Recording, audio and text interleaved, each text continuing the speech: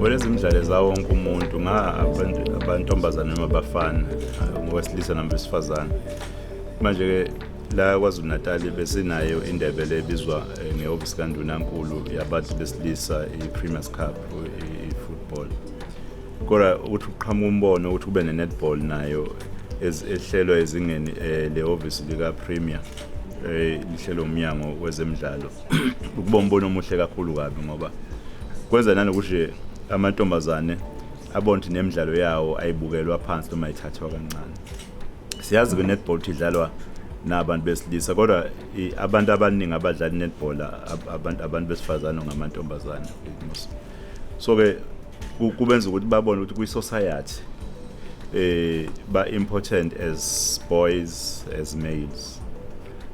Kwi-platform esemqoka futhi nanokuthi nje si-profile lo mdlalo wabo kuba expose ithalente labo lithi ukuthuthukiswa. Ingakho sithi nje ayi sonke asithi rally behind lokhu abakwenzayo. My name is Wandile Ndlovu. I'm honored to serve as a draw master for the live draw ceremony for the second edition of the KwaZulu-Natal Premiers Netball Cup. Welcome to this important and exciting moment. Ngiyathokoza kakhulu ukuthi sinale midlalo esebenzisa i-title kaPremier kwi-netball ibizwa ngePremiers Cup. Kubaluleke kakhulu ukushaya inyoni eziningi ngetsheli lodwa ukuthi ukulingana kwabantu ngokwegender abesilisa nabesifazane siya empumelelweni yako kungabe sengathi khona abathathwa ngokuthi babalulekile kunabanye. Njengoba sina iPremiers Cup yesoccer manje sine Premiers Cup ye-netball kufanele sifike nasekuthini mhlambe ngelinye ilanga sibe nayo Premiers Cup ye-soccer ama-females siqhubeke njalo ngoba i-title ka-Premier number 1 citizen we-province. Manje makunemidlalo ke ebizwa ngoPremier bese ibhekelela zonke inhlangothi zobulili. Lokho kwenza ukuthi sihambe endleleni efanele ekuthini sithi abantu bayalingana.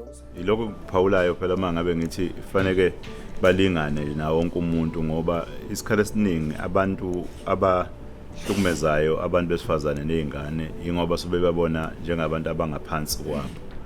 Kodwa uma ngabe nento eyenziwa abantu besifazane noma eyenziwa amantombazane ithathwa serious uhulumeni ezingeni elifanayo nokwenziwa abantu besilisa, lokho kukodwa kwakha equal society, hayi society la ukhona ukubukela naphansi ngenxa yobulili esifundezweni. So, Honorable Premier, if you could please draw the first ball that will make the team in the third team in Pool A.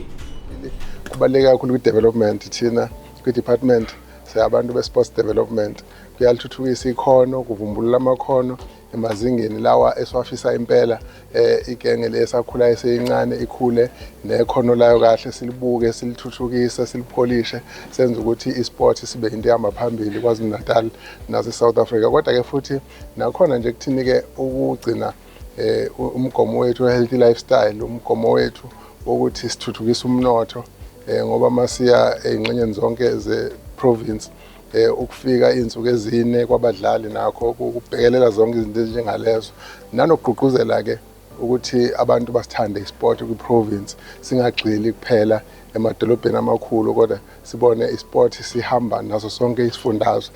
Ngifisa sengathithi lokhu bekungaba isibonelo esihle even nakwamanye ama-code of sport kube into eyenzeka throughout ukuthi isport siyazungeza iKwaZulu Natal yonke.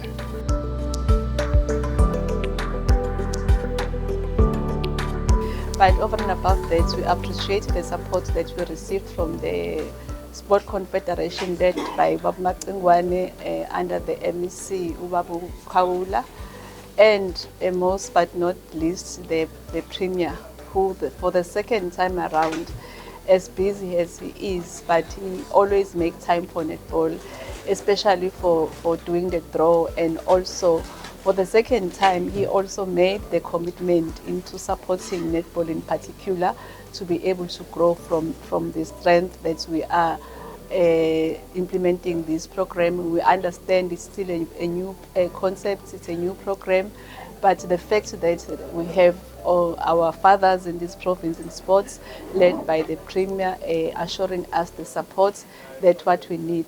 I also want to extend the message of gratitude and appreciation to the district netball structures.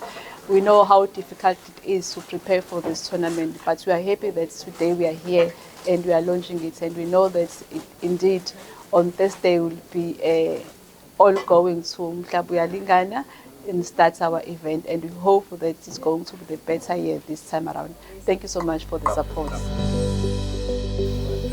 Sibonga nje ukuba no premier all rounder in many facets of the government. Bese kuthi ku sports angafavor side ahloniphe yonke imidlalo. Siyayibongela ku netball ukuthi ithola ukuhlonipheka ibe sezingeni le Premiers Cup. Sibonga kakhulu nokuyimisela. Nami ngiyafisa ukuzisho ngaba ingxenye yalokho bese kungisabisa ukuthi ayizukuba bikho. Bese bengazazi ukuthi ukudla kwaseMhlabuya Lingana sathembisa into engekho.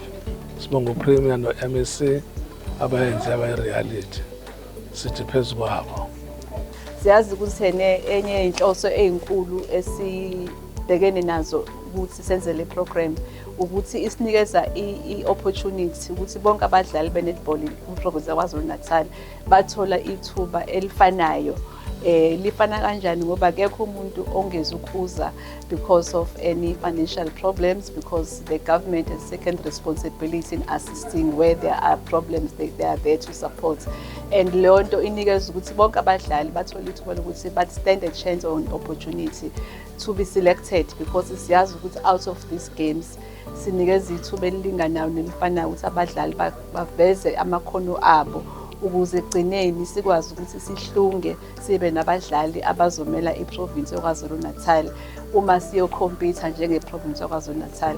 Maningi ama-programs esingena kuwona as much as ngeke ngize ngiwamenshile, but this platform isinikeza ithuba lokuthi sikhethe abadlali abavelele ukuthi mase kufanele sithi naba abadlali be-netball KwaZulu-Natal siyakwazi ukuthi sabakhetha ku-platform where wonke umuntu evumelekile, wonke umuntu amathuba ewanikwe ngokulinganayo.